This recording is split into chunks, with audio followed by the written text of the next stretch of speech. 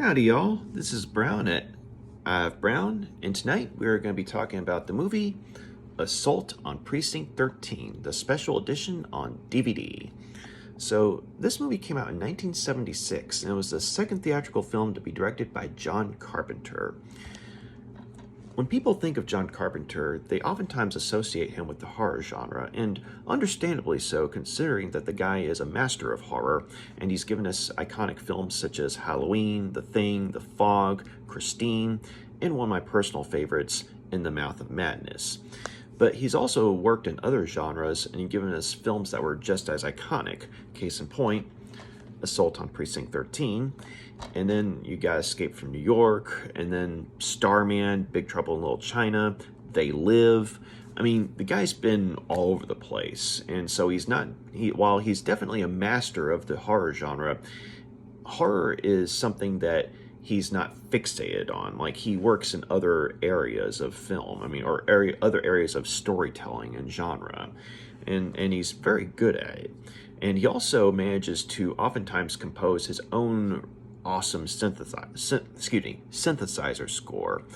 And you listen to his music, and you can definitely tell where a lot of, say, synthwave artists have been influenced by his work, and oftentimes they've gone on record to say so. So you got filmmaking and music, in which John Carpenter has proven to be very influential. But speaking of influence, he's gone on record to say that this particular movie was influenced by two classic films. One was the Howard Hawks Western and John Wayne classic, Rio Bravo, which, if you're a Western fan or a John Wayne fan, or both, definitely check out Rio Bravo, a classic film. And then the second film was George Romero's Night of the Living Dead. And if you're a horror fan and you have not checked out the original black and white Night of the Living Dead by George Romero, you need to. It's a classic. So you got two classic films that influenced this guy, and he in turn managed to take certain elements and say, I guess you could say, kind of an atmosphere. He was able to take elements and the atmosphere from both of those movies and add his own touch to, the pot, so to speak. And the result was probably one of the coolest action thrillers from the 1970s. And so you see Rio Bravo and you see Night of the Living Dead, and then you watch this movie, and you can definitely tell where John Carpenter was influenced by those movies. But at the same time, you can also see where he added his own identity to the storytelling and the filmmaking. And if one didn't know any better, one would think that this was the work of a veteran filmmaker as opposed to, say, only his second movie. And I remember having that thought when I first watched it, which was a long time ago. I mean, let's just say that Blockbuster was still around, and I rented a bare bones DVD version of the movie. And so I remember and I watched it. It was on a small portable DVD player. I mean, we're going way back, right? But I was still living with my folks too. But I was watching it in my bedroom, and I was just kind of like, man, this is an awesome movie. And if I didn't know any better, if I hadn't already known that this was John Carpenter's second movie, I would have sworn that this was the work of a veteran filmmaker. Because I mean, yes, it's dated in several ways. I mean, you can definitely tell it's made in the 70s, but you look at how the film's made, and it feels like it's coming from someone who's already a veteran of the field, and so when you watch this movie, you can definitely tell where John Carpenter has a lot of talent in the areas of filmmaking, and it was a sign of things to come in a good way. And so fast forward sometime later, I'm still going to junior college at the time. I don't remember if I was in high school when I first rented this movie, or if I was just starting junior college, but the point is, I was going to junior college when I found this version of the movie, the special edition. It was over at a Best Buy that was near the DART station that I would go to catch a train, to and from school, But But yeah, so when I saw that they had put out a special edition for the movie, I'm like, all right, because one of the saddest things, for me is finding a great movie, say like on DVD or Blu-ray, but there's nothing in the way of special features. And I mean, if you're, say, like a film buff or just a film lover in general, I mean, maybe you can understand that. But I was very happy, though, when I found the special edition here. And so, if you're a fan of the movie of Assault on Precinct 13, getting the special edition, even if it's just on DVD, I mean, I know it's like we're supposed to be all Blu-ray, 4K, and upgrade and all this stuff, but I mean, hey, sometimes old school's the best school. But definitely check out, the special edition, because, it's got some, good features and what have you. And heck, even if you've never seen the movie before, it's a good way to check it out. But yeah, so it's definitely gone down as a classic, for John Carpenter's output, and and I gotta say that, I mean, while it's up for debate as far as if it's one of his best movies, I mean, at the very least, it's a damn good movie. But one thing I will say that I would say is one of his best, that comes from this movie is, his music score. You listen to, his work or his music work in his movies like, say, Halloween, The Fog, Escape from New York, Christine. I mean, great work all in all.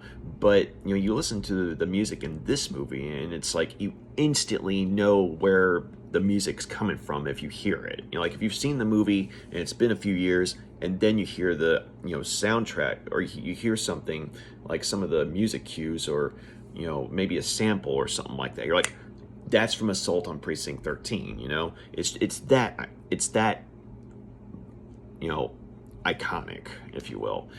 But, let's go ahead and get into it. So, Assault on Precinct 13, it takes place in south central Los Angeles, and it starts off where these members of a street gang that's called it's called Street Thunder. A street gang that's called Street Thunder.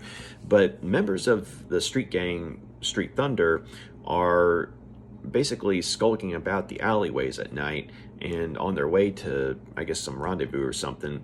And they hear a noise, and they're like, "Wait, someone's up top," and they hear a noise from the rooftops, of the alley of the buildings, that are on either side of them, and because they're in an alleyway, and they look up, and because suddenly they hear, this is, police patrol, put down your weapons and surrender. But before they can even do so, the police, who have, basically, come out of hiding, they blow these guys away. I mean, just blam, blam, blam, blam, and, all these, street gang members are just shot dead, execution style.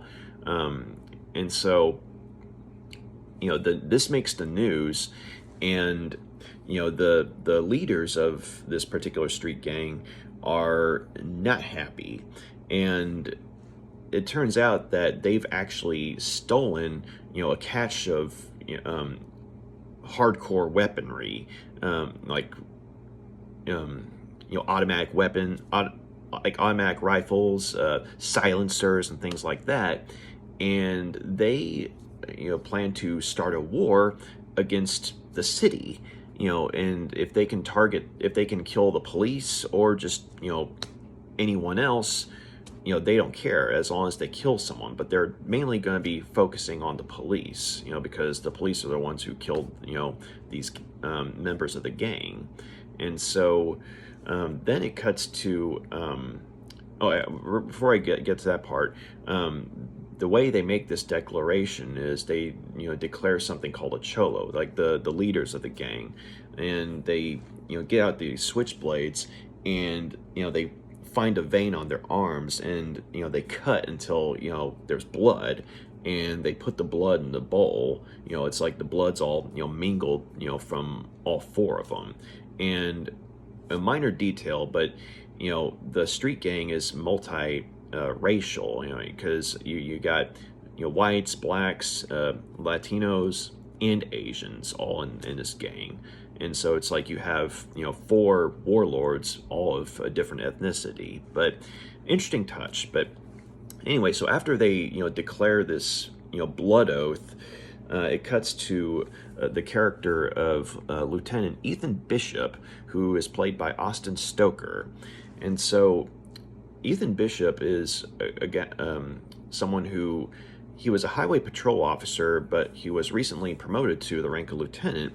And one of his first assignments is to go to this police precinct called Anderson Precinct, or Precinct 13, as it's categorized, and I guess in the directory. But this particular precinct is in the process of being shut down, and so they're just needing someone to mind the store, so to speak, before it closes its doors forever. And so Lieutenant Bishop, he drives to work, and it's kind of a nice day and everything. He's listening to the news on radio, and he gets to the station, and he finds a skeleton crew there. There are a couple of police officers and 2 secretaries, and he makes friends with one of them named Leigh, who was played by Laurie Zimmer. But he and Leigh hit it off rather well, and she shows him around, and she's definitely more cordial than the station's captain, who seems to be off in another world when he introduces himself to him, like when Bishop introduces himself to the captain. And it kind of made me think of that weird general, I think he was a general from Dances with Wolves, that ends up blowing his head off or something like that. But that doesn't happen here, but it just kind of made me think of that. But anyway, the precinct captain, he's sort of just is off in his own little world and barely acknowledges Bishop, and heads on home and leaves the station to Bishop. And so Bishop's like, okay, that was weird. And so when he and Leigh hit it off, it's a relief, because she's someone who takes the time to show him around and basically actually talk to him like a person. And so the 2 of them become friends. And then, of course, another plot development comes into play wherein this prison bus is in the process of taking a couple of prisoners to another facility, and one of them ends up getting very sick, or was already sick when he was put on the bus. But it's getting to a point where he's basically coughing up his lungs, it sounds like. And so it's not a ploy, it's not a trick, this guy's actually sick. And so they pull over, like the nearest station that they can find is the Precinct 13.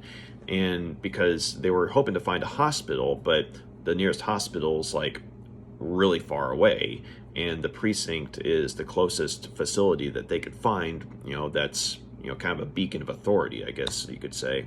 And so the prison bus pulls in, and they get off, and there's like 3 prisoners and a few other police officers, and then so they introduce themselves to the skeleton crew there, as well as Bishop. And Bishop's like, what's going on here? And so he's filled in. And so it's like, okay, I mean, we still have some jail cells at least. So they're going to put the prisoners in the jail cells until they can get a doctor into to the place to check the sick prisoner out. But then it, prior to that, though, or I guess maybe it was around the same time, there's this guy there's his father who has his little girl with him, and they're on their way to see some family, and she's wanting to get some ice cream. And so he pulls over and lets her go to the truck to get the flavor she wants. And so she gets the ice cream, and only to find out it's the wrong flavor. But as she goes back, she ends up getting killed by one of the members of Street Thunder, namely the white gang leader. And so it turns out that, the ice cream truck driver had, noticed that, this car that was full of, those gang leaders was basically, following him around. And so, he kind of pulled over to sort of say, okay, what's going on here?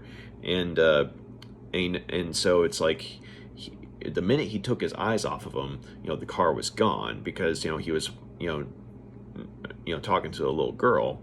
But after he gave her, the ice cream, that's when, the white, gang leader, basically kind of just appears out of nowhere, pulls him out of the truck and, mortally wounds him. And it's right then when, the girl, walks back to a truck and says, hey, you gave me, basically saying you gave me the wrong flavor. And, the gang leader just shoots her dead right then and there. And so the girl's father, he was, making a phone call from a phone booth, and he sees the tail end of all this. And so he's freaking out. And, the ice cream truck driver's like, he's about to die, but he says, he's got a gun in his glove compartment. And so, the father, he goes into the truck to get the gun, and he sees the gang members driving off in their car, and so he goes after them. And so, eventually, they pull over, and the white gang leader comes out of the car, and, the father, he's able to, get a couple of shots off and kill the leader. And then he just kind of, loses it and runs. And, he's trying to find, a place of safety. And as it happens, the first place of quote unquote safety that he finds is Precinct 13. And so, he stumbles in there, and he's barely coherent, and he's out of breath. And, they're, the people at the station, they can't make a whole lot of sense of, what he's saying. And it's around then that first the telephone lines, are cut, and then the power goes out. And they're like, what the heck's going on here? And next thing you know, the whole gang, the whole entire gang of the Street Thunder gang, basically declare all-out war on the police station, and they kill, the majority of the people in there, by way of silencer fire. And so, you have like 4 people left over. You have, Lieutenant Bishop, you have Leigh, the secretary, and then you have 2 prisoners. One of them being a convicted murderer, Napoleon Wilson, who is very well played by Darwin Joston. And then you have, the prisoner named Wells, who was played by Tony Burton from the Rocky movies.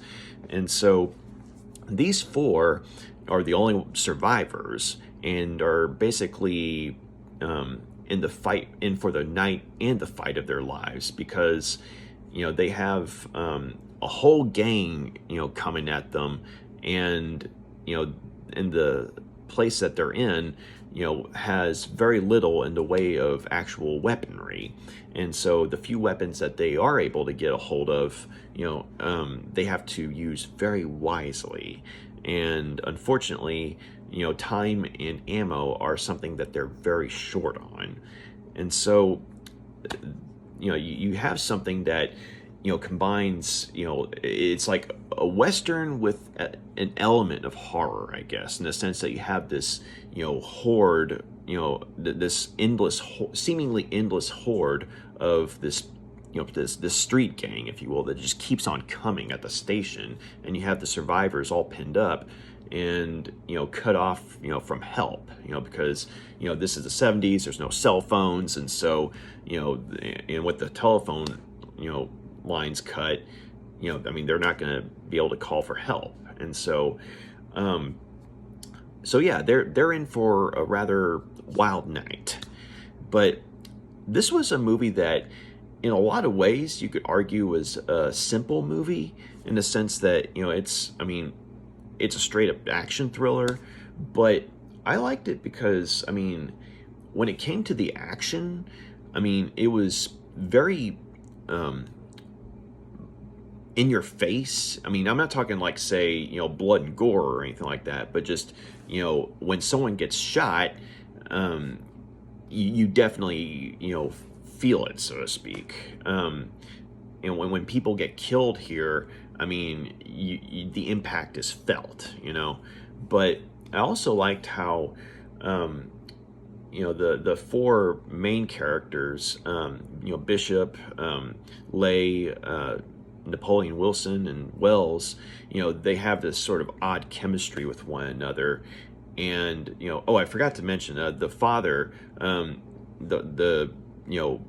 the father who's basically, freaking out, because his daughter was shot dead. He's still alive, but he's kind of, broken down, like he sort of goes catatonic. So the movie, from the point, where the street gang starts attacking the station, it mainly focuses on, those four characters, though. Bishop, Leigh, Napoleon Wilson, and Wells. But so these four actually make for a rather interesting, team, because, you have, two members who are basically on the side of law and order, and then you have, the other two who are, well, criminals, And Napoleon Wilson was, in fact, a convicted murderer who is on his way to death row, and he actually ends up forming an unlikely friendship with both Leigh and Bishop. And so, Bishop, finds himself, kind of warming up to the guy, in a very odd way, because it's like, ordinarily, no, these guys would not be, anything resembling friends, but under the circumstances, they're having to work together to try and stay alive. And, it was interesting seeing, Tony Burton, in the role of a criminal, because I'm so used to seeing him as, Apollo, Creed's, coach from the Rocky movies. And so seeing him here, though, it was interesting because, he did a good job of playing a criminal and everything, but, he felt like someone who had definitely been around the block a few times as far as, jail goes. And, basically it was no big thing to him, but of course, he didn't, anticipate, being caught up in a gang war, on his way to, wherever it was he was supposed to be transferred to, And so he's, it's like, he was, I guess you could say, the most antagonistic member of the group, but at the same time, though, he does, find his way to working, with the other three. But Napoleon Wilson is probably, the most recognized character in this movie, because Darwin Joston plays him in such a way that, it's like he knows he's on his way to death either way. He either, dies, by way of, this, this siege, or he dies by way of, execution chamber, or some other way in prison. But in this way, though, it's like, he finds himself in the role of, not quite a hero, but at the very least, someone who's, got the potential to sort of, turn the tide, or at the very least, give, an oppressed party, a chance to fight back, So it was interesting, seeing that kind of, take on, a criminal character.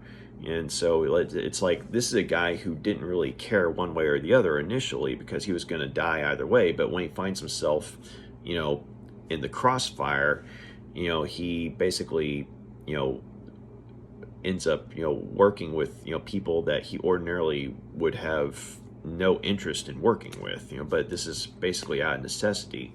And he ends up just, being, something that turns a tide. And so then, of course, you got,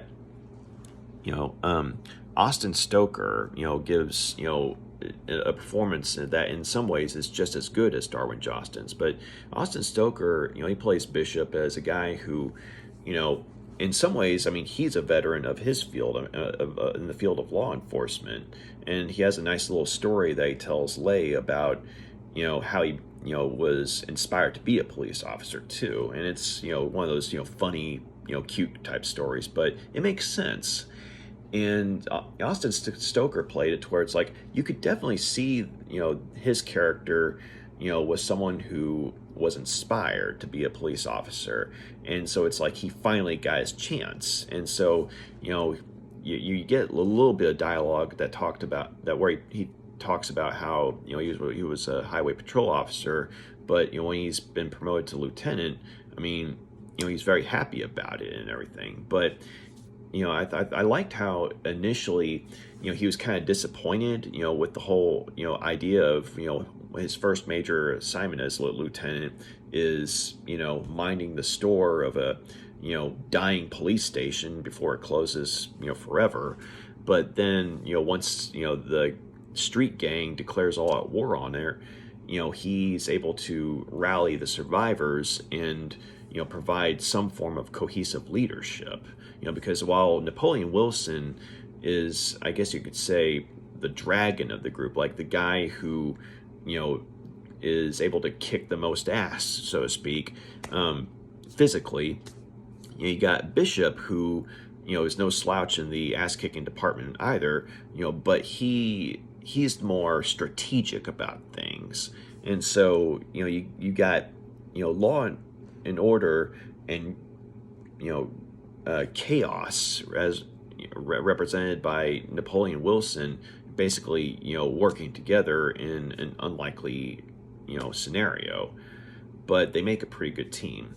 And, Laurie Zimmer, I mean, very beautiful woman, very easy on the eyes. And I liked her character too, because, she was very friendly, very down to earth. I mean, she was one of those actresses who, at the very least in this role, I mean, she was drop dead gorgeous, but at the same time, not, say, ridiculously so. Like, she was a very beautiful woman, but, she actually had a warmth to her, wherein she came across like a real, person who, was very friendly, very, courteous, with, say, newly arrived people. It's like saying, hey, I know this is a new situation for you, as in, this precinct is a new place for you, so let me show you around, that kind of thing. And so, her, friendship with, Bishop, was, something that was nice to see.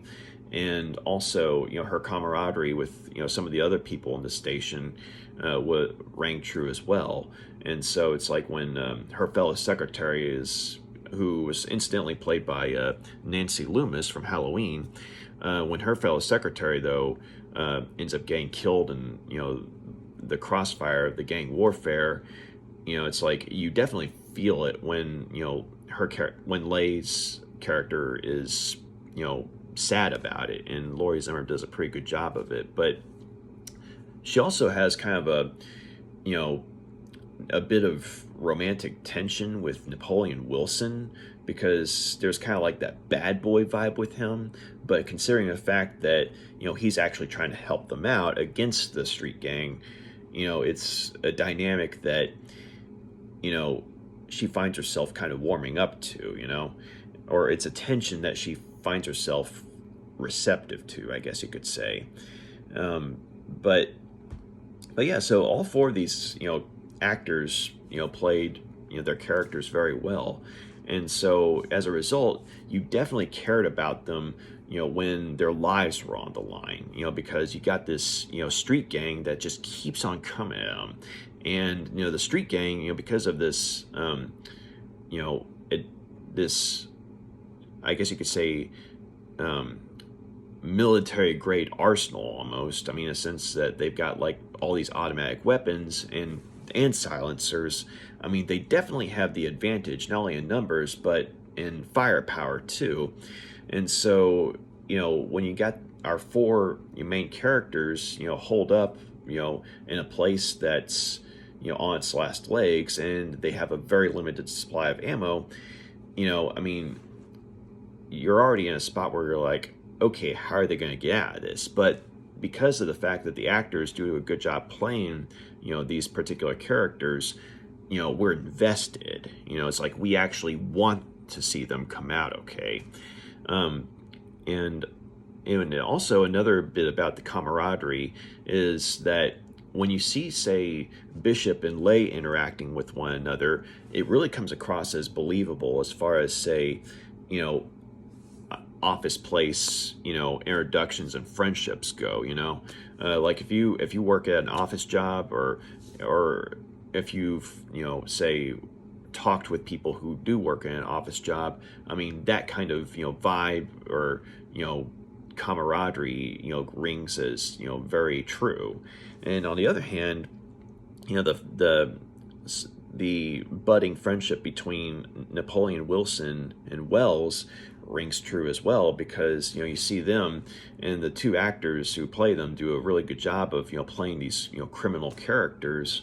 And there's certain mannerisms that they have, like, say, some of the lingo they have, some of their physical movements and what have you, and they really do come across as two guys who have found themselves on the wrong side of the tracks, and maybe by their own choices, or through their, let me phrase that, through their own actions. But it's like they've molded themselves to become who they needed to be to survive in prison, that kind of thing. But at the same time, there's a certain strange camaraderie between those two. So I thought it was interesting. So you saw the camaraderie within the sides of Law and Order and the sides of chaos, or the criminal, if you will.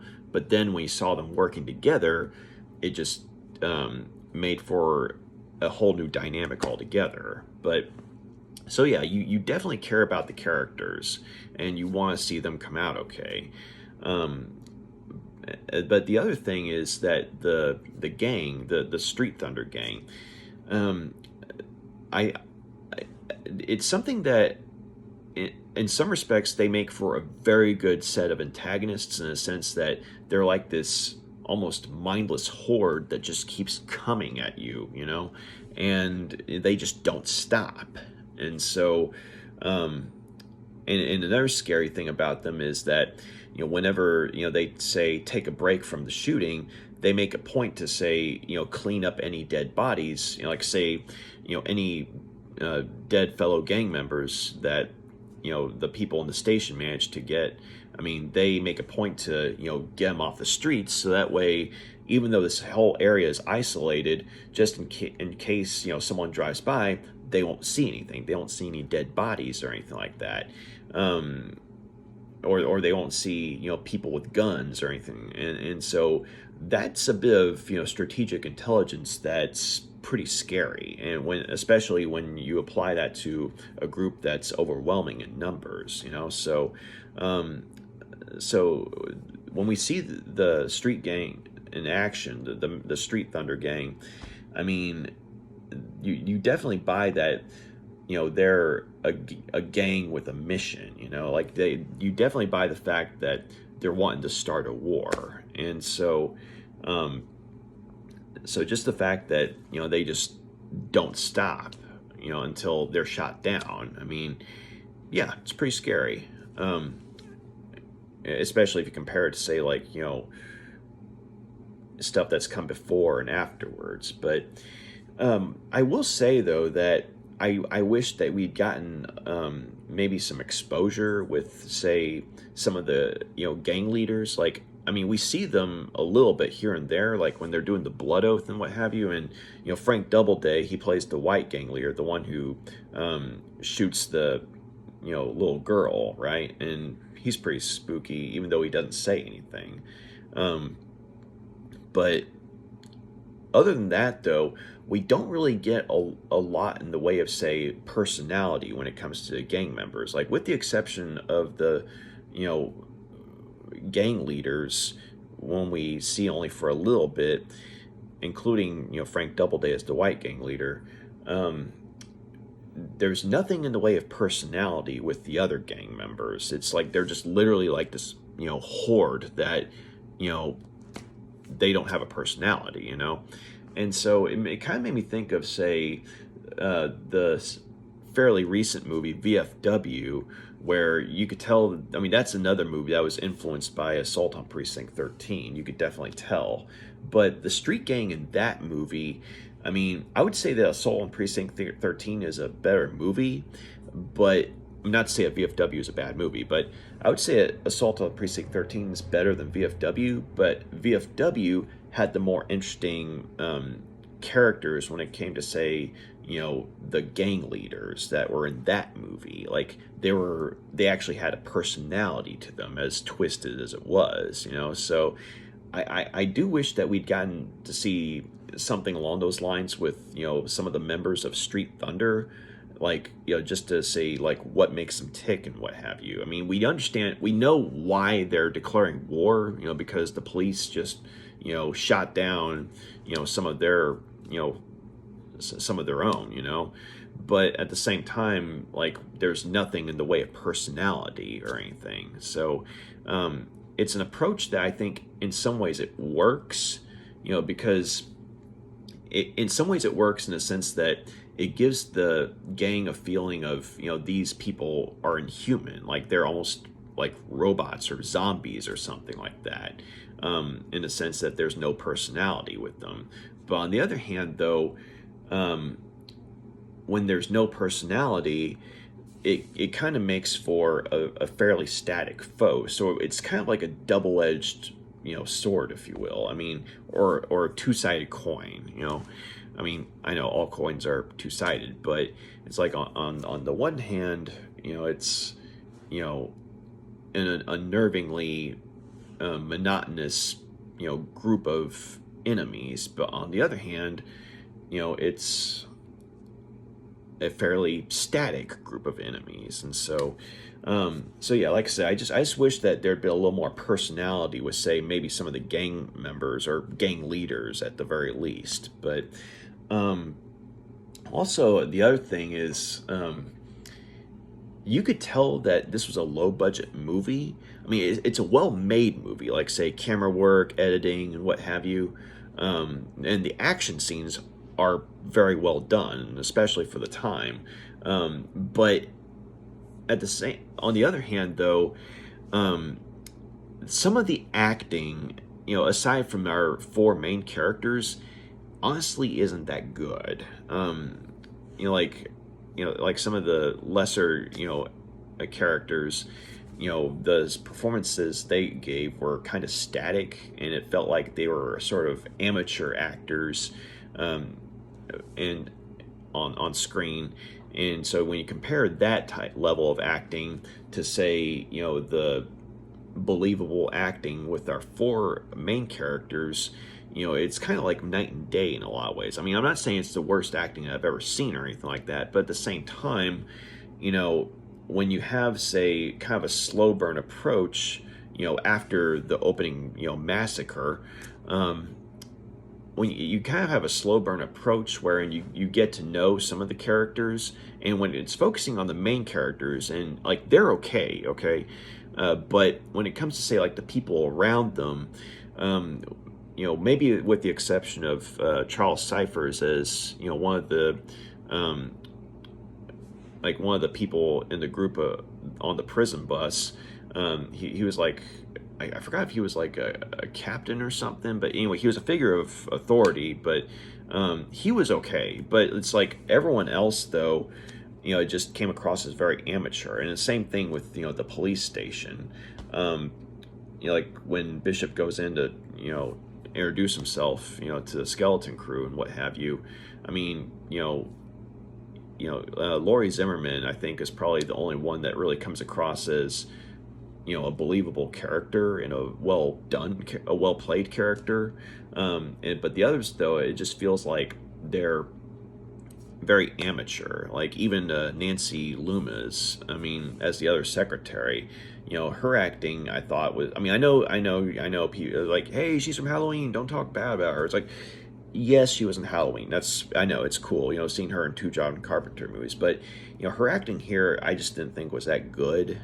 It came across as very amateur in comparison to, say, the sort of more natural delivery of, say, Laurie Zimmer. But and also like that the bit with the captain, who's kind of in his own little world, who walks off to whatever he's doing, I guess going home or going to retirement, and leaves the place to Lieutenant Bishop. I mean, I didn't know what was up with his character, because he was just totally off in somewhere else. I really did expect him to suddenly pull out a gun and say the king is dead, or and blow his head off and dances that like the general and Dances with Wolves or something like that. I was seriously thinking something like that was going to happen, but the first couple of times I saw this movie, but yeah, so just so basically, with the exception of the four main actors, the rest of the acting in this movie honestly isn't that good. Like, it's not terrible, but it does come across as amateur. Like, even, say, the actor who plays, the father of the girl who got killed, like, he and the actress who played the little girl, their acting comes across as very, amateur as well, so, but that's another thing. Speaking of the father, like, okay, I understood his motivation and everything. Like, I mean, he's avenging his daughter's death, but at the same time, though, it's like as soon as he bursts into the station, he gasps out what he can, that's able to be understood. He just kind of goes catatonic, and so we more or less kind of forget about him for the rest of the movie. And then there's like a moment or two where they're like, they point out that he's still there, like he's just off in a corner, just literally in a coma, almost like in a waking coma, like his eyes are open, but he's like, and it's just kind of like we literally forget about him until certain characters point him out, and they're like, oh yeah, that guy. But there's really, other than him, having avenged his, daughter's death by, shooting the, guy who killed her, there's really nothing to his character. And even when he's, interacting with, his daughter, he comes across as, kind of amateur, like, someone who's in a theater class or something, that kind of thing. And same with the little kid, who played the daughter. But I will say that it was pretty shocking, the fact that they actually went for it and had her get killed. And I was like, whoa. So it's like, it goes from, man, this is pretty amateur acting, to, oh my God, they actually killed her, that kind of thing. So it's like, so when it comes to, say, like the death of a kid or something like that, especially, say, like in a movie from the 70s, you're kind of like pretty unexpected, but then again, they did something like that with Dirty Harry also. So yeah, I guess I shouldn't be surprised, but still, it was an interesting kind of like a, 1 minute you're like, man, this is amateur acting, and then the next minute you're like, oh my God, they killed her, that kind of thing. But and another thing, I guess, if there was another quibble, I don't really understand why the police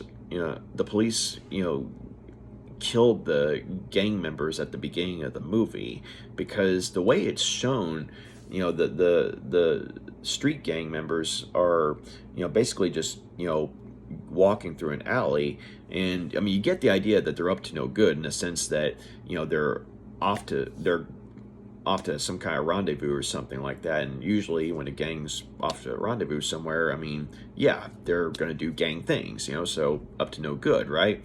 But the way the police just executed them, you're kind of like, man, they didn't give them a chance, literally. I mean, it's like they say, this is the police, and then blam, and it's just kind of like, man, and so in that instance, I'm not trying to say I sympathize with the bad guys or anything like that, because these are, vicious gang members.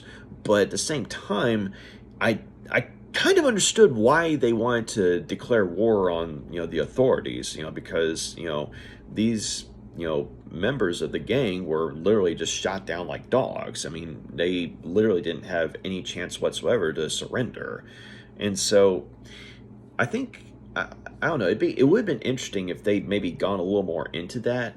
Like, say, it's established that the Street Thunder gang is, a gang that I guess you could say runs a lot of the Los Angeles area, or at least that area, that particular part of Los Angeles. Like, you hear in news reports and what have you. And of course, you got that little bit where Wells mentions that he actually did some time, and one of his cellmates was a member of that particular street gang, and he gives a little exposition about how, I guess you could say, cold and determined they were when, say, a blood oath was involved. And so you get that, but at the same time, like, we don't really get why the police just shot them down like dogs like that, because it really does look like that they were just walking along, then they heard a noise, and then suddenly the police are saying, put down your weapons, and then shot them. Like, it would have been interesting, I think, if maybe there'd been sort of an angle of this is actually a corrupt branch of the police department or something like that, and they're the ones who had a mad on for the Street Thunder, and so they basically just went all vigilante on them or something like that. And so it's like, if that had been the case, then I think it would have been more interesting, having the people in the at Precinct 13, basically be on the receiving end of, the vengeance of this, street gang, because it's like they would be paying for, the actions of a corrupt branch of the police department, that kind of thing. And whereas, they don't even know what's going on or why they're being attacked, that kind of thing. So that would have been interesting, I think. But, or at the very least, maybe if John Carpenter could go back and redo something about the movie, maybe one thing would be just, after the police, give their warning, or say the whole, this is the police patrol, put down your weapons, blah, blah, blah, blah. Maybe if he had it where, the street, where the gang members, actually went for the guns, if he had made it very visually clear that they were instantly going for their guns and about to start shooting, and then have the police shoot and kill them, that would have made more sense, as opposed to, say, just coming across like this is a pretty brutal branch of the police department, because either way, I mean, yeah, the street gang members are going to be dead, but in that instance, it would have definitely been justified, because the police would be like, hey, they're going for the guns, we got to shoot them, that kind of thing, as opposed to, surrender, blam, so that, I just think that the development there was a little murky. And I remember the couple of people I've watched the movie with, they've even said that, like, at the beginning of the movie, when that massacre happens, they're kind of like, man, they didn't even give him a chance, and usually you expect that kind of reaction with, say, a gang killing someone, but when you have it where the police are killing someone like that, it's just kind of different, I guess. But that being said, though, I mean, it's like you got those quibbles, right? But the rest of the movie, though, is pretty good. I mean, you've got good characters, played by good actors. You've got a legitimate sense of suspense because, I mean, you like I said, you've got this, gang. It's like this mindless horde that just keeps on coming, right? And they don't stop. And then you have this dwindling group of survivors with a dwindling supply of ammo. And so there's a legitimate sense of suspense there. And because we actually care about the characters, we're like, kind of on the edge of our seats at certain points. And John Carpenter's synthesizer score here is just awesome. like, I mean, I'm not a music expert or anything like that, so I can't really get into all the terminologies and what have you, but just it's very intense when the action's happening or when he's establishing, say, an ominous mood. But then, of course, you'll also have some quiet drama scenes where it's a little more subdued and calm, like when Laurie's in mourning for her murdered friend and fellow secretary. The score becomes calmer, and so it just definitely fits the mood. And of course, I'm sorry, I called her Laurie. I meant to say Leigh.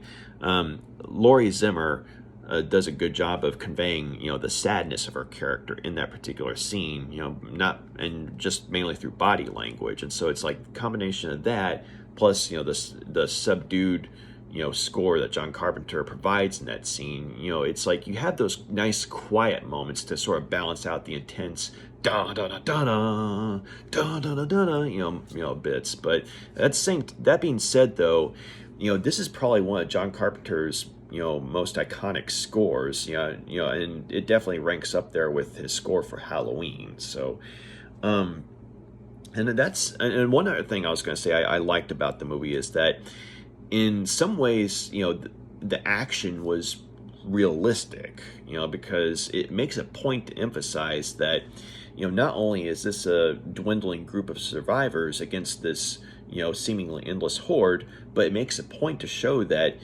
they have a very short supply of ammo. And a couple of other people have pointed out that there's this one particular action scene that's a very well done action scene, and it's a very intense action scene. It's like they get a hold of some guns and some firepower, as limited as it is, and they're able to fight back against the gang. It's like they're able to shoot back at them. And so the street gang, they're using silencers, okay, whereas the people in the station are able to actually use guns that make loud noises. And so you see them fighting back and everything, and you're like, yes. I mean, it's a very cathartic scene, seeing the quote-unquote good guys. I say quote-unquote because you got the two criminals who they're protagonists, but they're technically bad guys. But anyway, let's just say you see our heroes actually kicking some ass here, okay, and taking some of these bad guys out. And it's an awesome scene, and it really does feel cathartic, especially after witnessing just about everyone else get shot down by the street gang.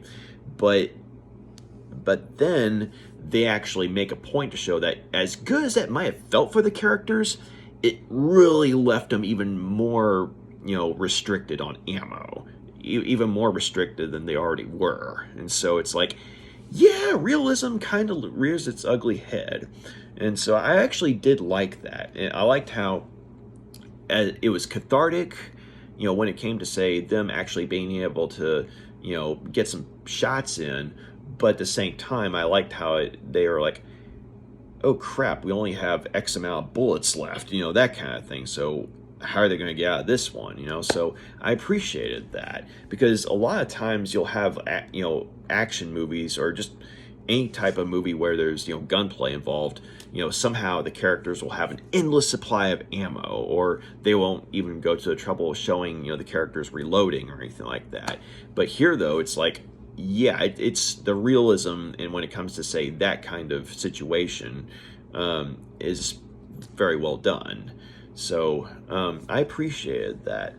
But I was going to say that another thing that was cool is that regarding the DVD, the special features, you have like you have this nice little, for one thing, you have this nice little interview with both John Carpenter and Austin Stoker. I don't remember if they were at a convention or something, but it's like the two of them on a stage together, taking questions from the audience and, reminiscing about some stuff. And the only bad thing about this particular, feature is that the visual quality is kind of grainy, and some of the dialogue's kind of hard to hear. But for the most part, you're able to hear, a good portion of what John Carpenter and Austin Stoker are saying. And the two of them, even though this is the only movie they worked together on, you could tell that, they had a good time working together, just, based on, their camaraderie on stage with one another. And that they actually have a pretty good repartee. I'm sorry. They have a good chemistry together as far as their interactions and what have you. And it's like you really buy the fact that these were, people who worked together on a film a long time ago, and they're just catching up and taking questions from the audience. And I remember there was another review that pointed this out, but one of the highlights of this particular interview is when one of the people in the audience, asks, both John Carpenter and Austin Stoker, how do you play the potatoes game? Because there's a point in the movie where, Napoleon Wilson and Wells, the two prisoners, they're having to they're having to choose, who's going to go out and get help. And they're like, okay, how are we going to do this? Because, basically, one of the characters, I mean, not them, but like one of the other two, like they're already shot in the arm, so they can't drive. And then the other character is, basically, needed there to keep an eye on things. And so, the two of them are having to haggle it out and try and figure out, okay, which one of us stays and which one of us goes to try and get help and hopefully not get their heads blown off in the process. And they come up with they choose this game of, it's called potatoes. And apparently, it was something that was pretty common amongst prisoners, I guess. But if someone knows, please just let me know in the comments section. I'd be interested to know what the story is on the real potatoes game. But yeah, it's like, it's one of those random comical scenes in a rather otherwise intense moment, because you got these two guys just taking a break from things to play a potatoes game to figure out, okay, who's going to stay, who's going to go. And it's done in such a way to where it's like, you get the idea that these two criminals know how to play, but, the other two characters are like, how do you even, what are the rules here? I mean, this is like a whole other alien ritual or something, And so so in this interview, with John Carpenter and Austin Stoker, when one of the people in the audience actually asks them, how the heck do you play that game? And you see the two of them just kind of crack up, and they're both like, I wish we knew, or we wish we knew, because not even they know how to play it. So that was actually, I thought, pretty funny. But the other thing that kind of stands out on the special features is, you have this, you have a really good commentary. It's a solo commentary, but, with John Carpenter, where he, talks about the movie and, making it and what have you, and, some of the techniques that were involved, as well as like influences and what have you. And you find out some, neat stuff, and also you get some funny stories too. So, John Carpenter, I mean, I've listened to, some of his stuff on some of his other movies, like say The Thing and Christine, and so he's a good listen for sure. So when I was listening to him talk about his second movie here on the commentary, I mean, it's a good listen. It really is. And so if you're a fan of John Carpenter or just a fan of filmmaker commentaries, then definitely give the one on Assault on Precinct 13 a listen, because you get a little more insight into how John Carpenter thinks, and I guess you could say how he is as a person, but just also what went into making the film, and you find out some cool things and some funny things, so and another feature is the isolated music score that John Carpenter did. And so what that means is basically the movie will be silent, but whenever the music score kicks in, it'll just be that. And so it's almost like you're watching a silent movie, but with occasional bits of awesome John Carpenter synthesizer goodness. And so of course you got your still gallery, you got your trailers and what have you. So, but all in all though, I think that I'm going to go ahead and give Assault on Precinct 13 4 out of 5 stars. This was a good movie, And, if you're a John Carpenter fan, it's definitely, worth having in your library. And, or even if you've never seen the movie before, or say, for instance, you've seen the remake with Ethan Hawke and Lawrence Fishburne. Not a bad movie. But if you've seen the remake, but you haven't seen the original, definitely check it out. But yeah, so John Carpenter's Assault on Precinct 13. 4 out of 5 stars. This was a good movie. So, thank you very much for taking the time to check out my review. You got any questions, comments, please drop a line and let me know. And if you like what you see here, please feel free to like and subscribe. So, y'all take care. Bye.